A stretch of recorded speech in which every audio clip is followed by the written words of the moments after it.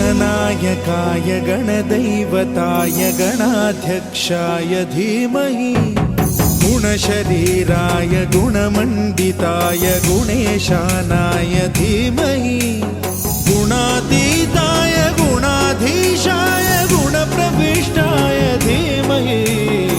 एकदन्ताय वक्रतुण्डाय गौरीतनयाय धीमहि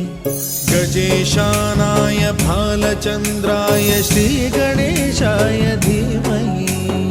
एकदन्ताय वक्रतुण्डाय